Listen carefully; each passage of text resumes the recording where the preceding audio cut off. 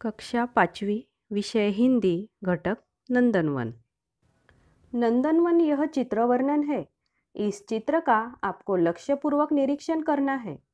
नंदनवन माना हरा भरा जंगल। इस हरे भरे जंगल में बहुत सारे पशु पक्षी जीव जंतु रहते हैं। वह सारे आपस में मिलजुल कर रहते हैं। एक दूसरे के साथ उनके आवाज़ों द्वारा बातें करते हैं।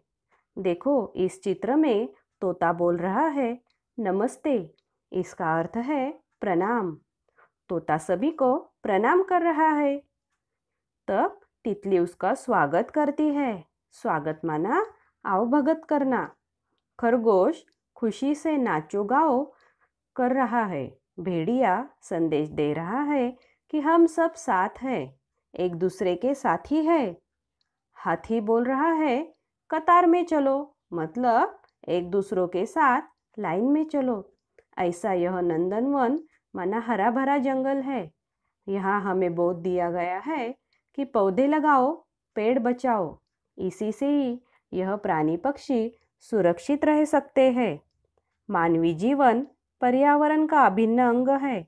हवा, पेड़ पौधे, प्राणी, पशु पक्षी, नदियाँ, जल, अग्नि यह पर्यावरण के महत्वपूर्ण घटक है।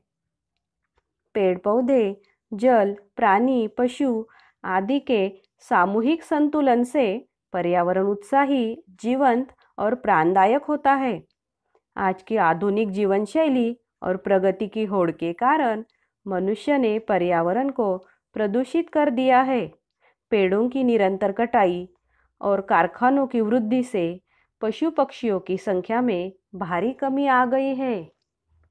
मनुष्यों की तरह ही पशु पक्षी व दूसरे जीव जंतु भी अलग अलग आवाज़ों और शारीरिक क्रियाओं द्वारा आपस में बातें करते हैं, लेकिन इन आवाज़ों को हम समझ नहीं पाते।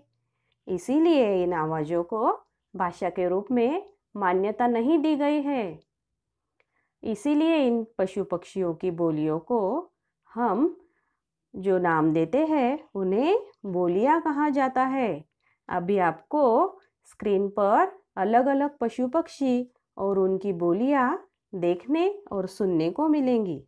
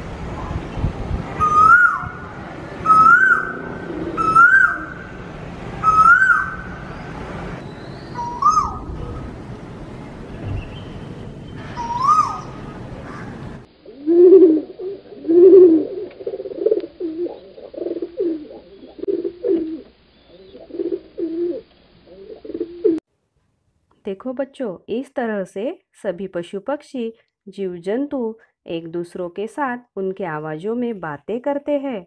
उन्हीं को हम बोलियां कहते हैं। इस पाठ से हमें यह सीखना है कि हमें पर्यावरण का रक्षण करना है और पशु पक्षी यह भी पर्यावरण का अभिन्न अंग है। इसीलिए हमें सभी पशु पक्षियों का भी संरक्षण करना है।